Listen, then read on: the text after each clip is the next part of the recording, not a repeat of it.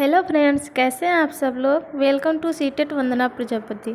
Friends, आज हम psychology का एक बहुत ही महत्वपूर्ण चैप्टर लेके आए हैं जिसका नाम है जीन पियाजे का संज्ञानात्मक विकास। अगर मैं बात करूँ सीटेट, यूपी टेट की या फिर ऑल टीचिंग एग्जाम्स की जिसमें साइकोलॉजी पूछी ही जाती है, इस चैप्टर में से 2-3 या इससे ज़्यादा क्वेश्चन हर एग्ज़ाम में पूछे जाते हैं। तो यह आपके लिए बहुत ही मोस्ट इम्पॉर्टेंट चैप्टर है। इस चैप्टर को हमने एक पार्ट में ना करके 2 पार्ट में बनाया हुआ है। इसके बाद दूसरा पार्ट ही आपका जल्दी अपलोड होगा जिसमें इस चैप्टर से रिलेटेड आज तक जितने भी ऑल ओवर टीचिंग एग्ज़ाम हैं उसमें मोस्ट इम्पॉर्टेंट क्वेश्चन जो है वो आपके ये सब प्रोवाइड किए जाएंगे। तो आप उसको करने से पहले चलिए जान लेते हैं पार्ट 1 के बारे में। इसका क्या बेसिक है, क्या कॉन्सेप्ट है, इसके बारे में जान लेते हैं।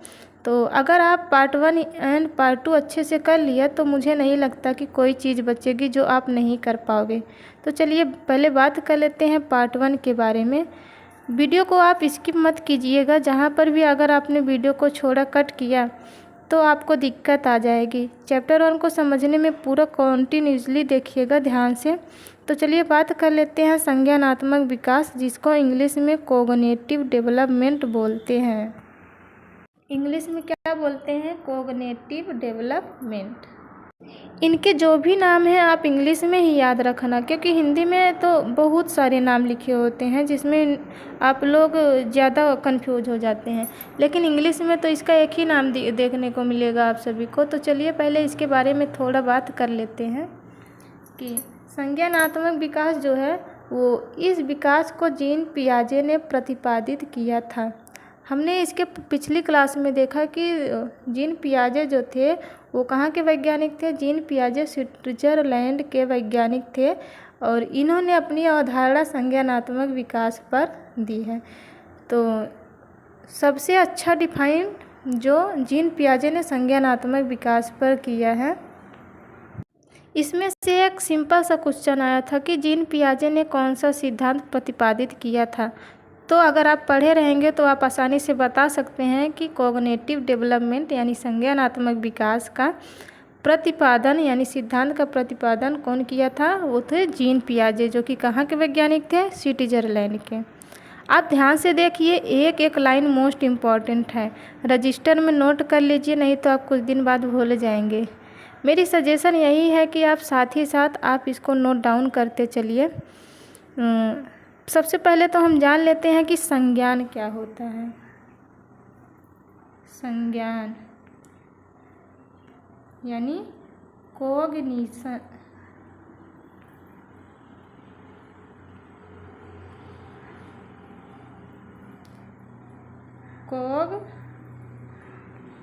कोग्निशन क्या होता है इसके पहले में जान लेते हैं। तो कोग्निशन में क्या होता है, जिसमें प्रतिमा, धारणा, प्रॉब्लम सॉल्विंग, चिंतन, ये आदि जो मानसिक क्रियाएं होती हैं। और बाल विकास का तो सबसे अच्छा डिफाइन जो किया है वो जीन पियाजे ने किया है। तो हम इसको बहुत अच्छे तरीके से समझेंगे, यहीं से सारा क्वेश्चन बनता है। तो जिसमें जो धारणा, चिंताएं, वो प्रॉब्लम सॉल्विंग, जो प्रतिमा बनती है, यानी कि जितनी भी मानसिक क्रियाएं होती हैं उनको क्या बोलते हैं? कोग्निशन यानी संज्ञान बोलते हैं। क्या बोलते हैं? कोग्निशन। तो आगे बात करते हैं। अभी आगे दिख रहा है संज्ञानात्मक विकास के प्रत्यय। तो इसमें से पहला है अनुकूलन, एडप्टेशन। आप इनके जो भी नाम हैं आप इंग्लिश में याद कर लीजिएगा अच्छे से। तो अनुकूलन क्या होता है? तो पहला तो है वातावरण के अनुसार अपने आप को ढालना, अनुकूलन कहलाता है। देखिए, अनुकूलन की 2 प्रक्रिया होती हैं। पहला है ये, यहाँ पे आप देख सकते हैं, यहाँ पे अनुकूलन की 2 प्रक्रिया होती हैं, जिसमें से पहला है आत्मसातकरण, एसिमिलेशन, यानी पूरे ज्ञान को नए ज्ञान से जोड़ना आत्मसातकरण कहलाता है। आत्मसातकरण कहलाता है। तो तो आप इनके नाम इंग्लिश में याद कीजिएगा। देखिए, अब मैं जो बताने वाली हूँ आप उसको ध्यान से सुनिएगा और समझने की कोशिश कीजिएगा कि पहले हम समझ लेते हैं एजिमुलेशन क्या होता है। तो जैसे मान लीजिए कि आपके पास दो कैट हैं, एक वाइट है और एक ब्लैक है। यहाँ पे दो कैट हैं,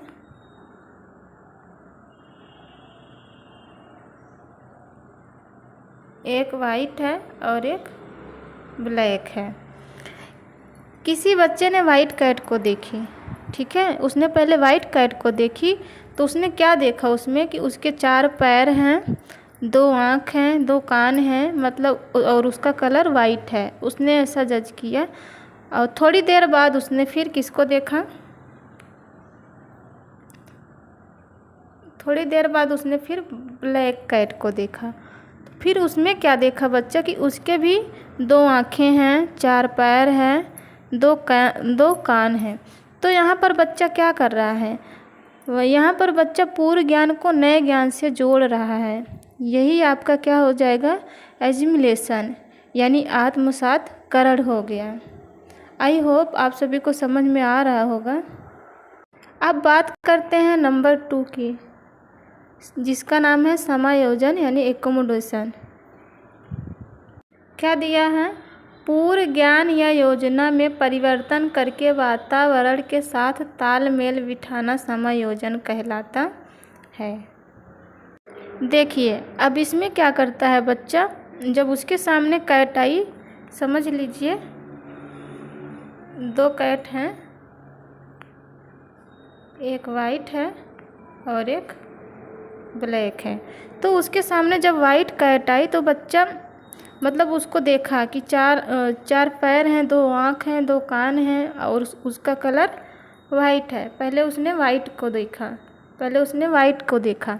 तो फिर जब उसके सामने दोबारा से जब ब्लैक कैट आती है तो क्या करता है बच्चा, उसको आसानी से समझ जाता है, उसको आसानी से डिफाइन कर दिया कि ये कैट ही है, मतलब उसको पहचान लिया।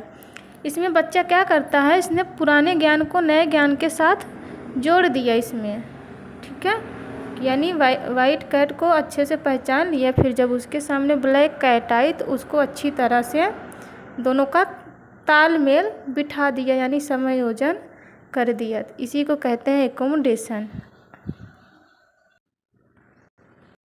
लेकिन एक बात और है, अब वहाँ पे बच्चा थोड़ा सा एडवांस हो गया है, उसने चेंज तो कर लिया और उसके सामने अब एक अगर डॉग आ जाए तो डॉग को देखकर उसने ये चिंतन करना शुरू कर दिया कि डॉगी के भी 4 पैर हैं, 2 आँखें हैं और 2 कान हैं और उसका कलर भी वाइट है। लेकिन उसकी जो बनावट है, उसकी आवाज़ है, वो कैट से डिफरेंट है। इतना बच्चा मतलब यहाँ पे ये समझ ले रहा है कि उसमें थोड़ा थोड़ा तो अंतर है, वो कैट से डिफरेंस है, ये उसने समझ लिया।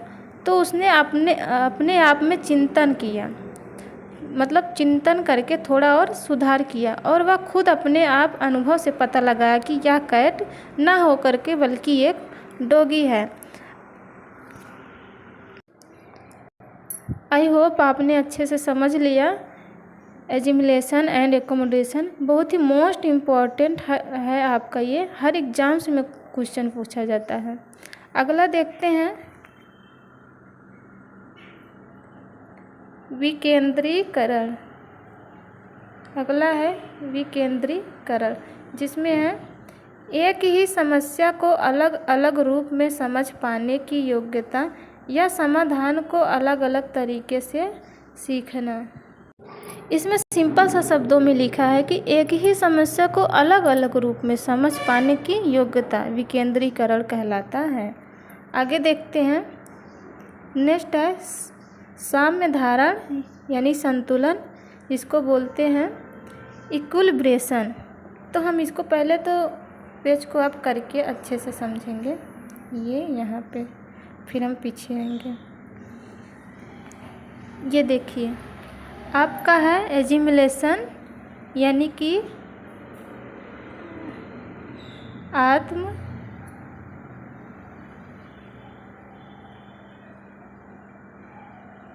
आत्मसातकरण यानी एजिमिलेशन है, और इधर आपका एकोमोडेशन है यानी समायोजन है।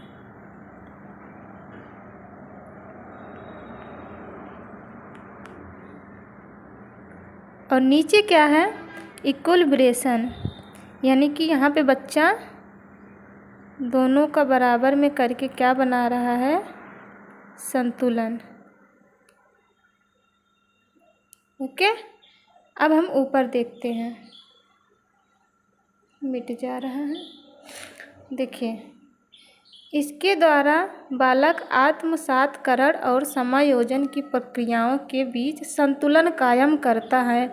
आत्मसात एजिमिलेशन एंड समायोजन एकोमोडेशन, ओके, के बीच संतुलन यानी इक्वल करता है यहाँ पे, ओके, इक्विलिब्रेशन कायम करता है।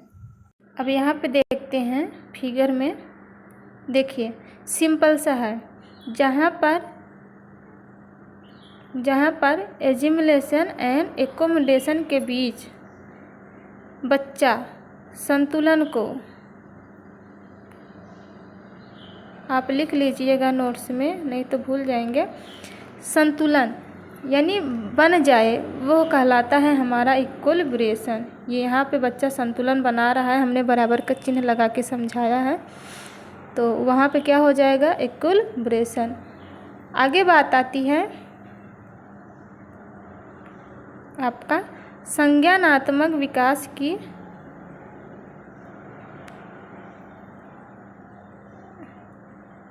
आगे बात आता है संज्ञानात्मक विकास की अवस्थाएं, जो है पहला संवेदी पेशीय अवस्था, जिसको इंग्लिश में बोलते हैं सेंसरी मोटर स्टेज, जो होती है 0 से 2 वर्ष। तो दिया है, इसमें बच्चा अपनी ज्ञानेंद्रियों यानी आँख, कान, नाक, आपकी ज्ञानेंद्रियाँ कितनी होती हैं, 5 होती हैं, तो इसमें 3 ही लिखा है, आँख, कान, नाक के माध्यम से सीखता है। आगे देखते हैं, ये यहाँ पे है, हमारे सेंसरी ऑर्गन्स कितने होते हैं, तो वो होते हैं आपके 5, आई, ईयर्स, टंग,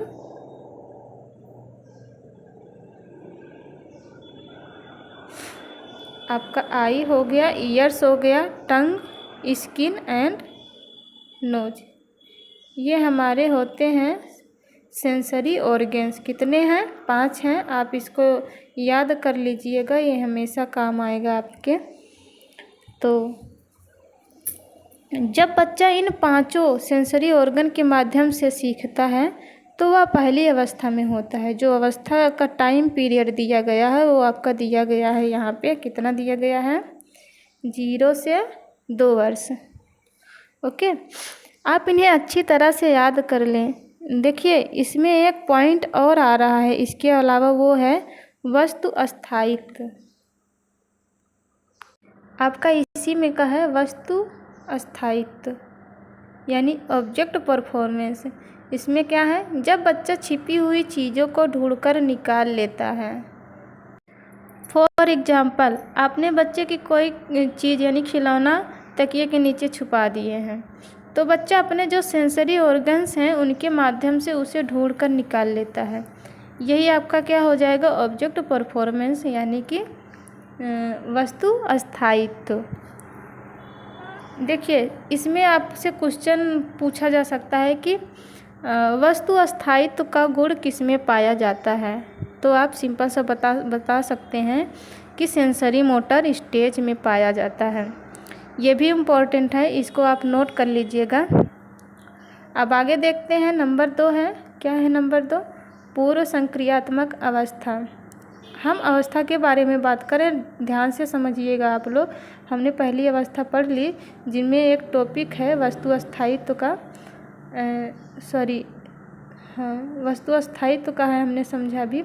अब नंबर 2 में आए हैं पूर्व संक्रियात्मक अवस्था, जो है प्री ऑपरेशनल स्टेज, जिसका टाइम है 2 से 7 वर्ष। इसके पहले का टाइम था सेंसरी मोटर स्टेज 0 से 2 वर्ष, अभी है प्री ऑपरेशनल स्टेज जो है 2 से 7 वर्ष। तो इसमें क्या है, यह क्रिया करने से पहले की अवस्था है। इसमें बालक आने वाली चीज़ को देख पाएगा, समझ पाएगा, पर कोई क्रिया नहीं कर पाएगा। देखिए, इसमें साफ लिखा है कि बच्चा देख पाएगा लेकिन कोई क्रिया नहीं कर पाएगा। इसमें कुछ कॉन्सेप्ट हैं, जैसा कि है आपका ए नंबर है जीव, आपका ए नंबर है जीववाद। तो कैसा है, जब बालक सजीव और निर्जीव में अंतर नहीं कर पाते हैं। देखिए ध्यान से सुनिएगा कि जैसे कि कोई बच्चा है, वो चलते हुए गिर जाता है, ठीक है, और गिरने के बाद वो क्या करता है, फिर रोना स्टार्ट कर देता है। घर का कोई भी मेंबर्स आके देखता है, लाइक उसके मम्मी पापा, कि उनका बच्चा रो रहा है, तो आते ही ज़मीन को मारना शुरू कर देते हैं मम्मी पापा। तो बोलते हैं अरे मैंने मार दिया ज़मीन को, अब उठ जाओ, अब उठ जाओ, चुप हो जाओ, ये ज़मीन ने मारा आपको, ठीक है आप उठ जाओ, मैं ज़मीन को मार रहा हूँ। तो उसमें अब बच्चा अंतर नहीं कर पाता है कि उसमें जीव है कि नहीं है, और बच्चा चुप हो जाता है तुरंत। यही होता है आपका जीववाद। ओके, अब सेकेंड देखते हैं क्या है, अहम केंद्रित यानी ईगोसेंट्रिज्म। क्या है, जब बच्चा यह सोचना शुरू कर देता है कि वह जो कर रहा है या सोच रहा है सब ठीक है। इसमें बच्चे के अंदर अहम की भावना आ जाती है कि मैं जो कर रहा हूँ, खा रहा हूँ, सब कुछ क्या कर रहा हूँ, अच्छा कर रहा हूँ। ओके, आई होप आप सबको समझ में आ रहा होगा। तो अगर समझ में आ रहा है तो प्लीज़ चैनल को सब्सक्राइब कर लीजिए, वीडियो को लाइक कर दीजिए, और कमेंट में ज़रूर बताइएगा कि कैसा लग रहा है आप सभी को वीडियो। नेक्स्ट है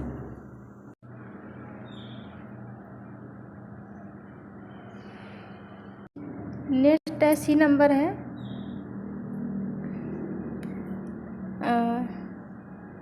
अपलटावी। क्या है, इरिवर्सिबिलिटी, यानी इस अवस्था में बच्चे को संख्याओं, वस्तुओं, समस्या आदि को उलटना पलटना नहीं आता है।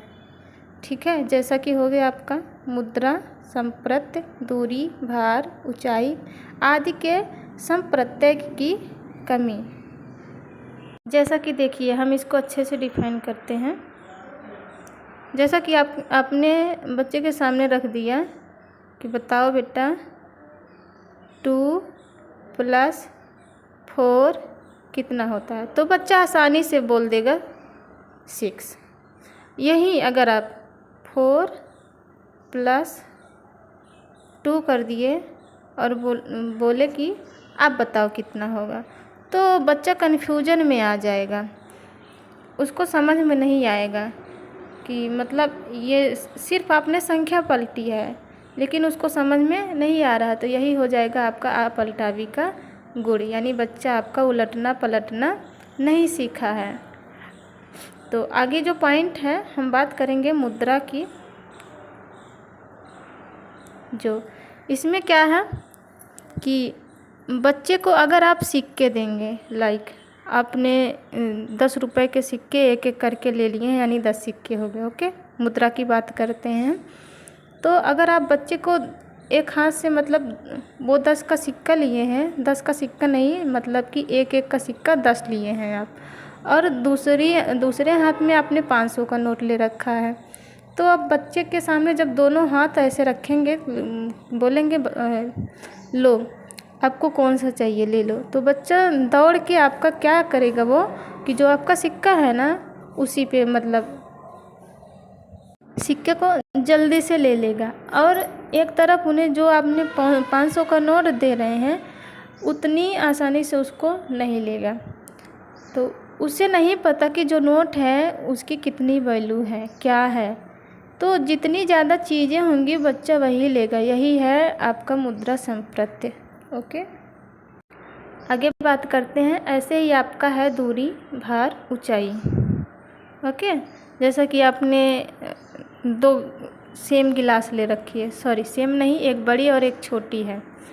तो अगर उसमें आपने दूध रखा है बराबर क्वांटिटी की, और बच्चे के सामने जब लेके जाएंगे तो क्या करेगा, सबसे बड़ी वाली गिलास जल्दी से पकड़ लेगा। उसको क्या लगेगा कि उसमें सबसे ज़्यादा है। ठीक है, आई होप आप सभी को समझ में आ रहा होगा। तो यही है आपका यानी दूरभार ऊंचाई मुद्रा का संप्रत्य। आगे देखते हैं।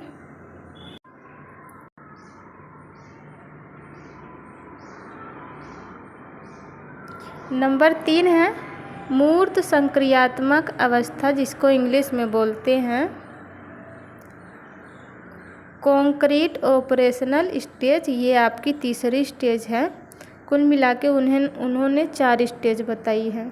तो ये आपकी तीसरी है। पहली थी सेंसरी मोटर स्टेज, दूसरी प्री ऑपरेशनल स्टेज एंड तीसरी है आपकी कॉन्क्रीट ऑपरेशनल स्टेज, जो है आपका 7 से 11 वर्ष। तो इसमें क्या है, इस अवस्था में बच्चा सामने रखी हुई वस्तुओं को देखकर ही कुछ कर सकता है।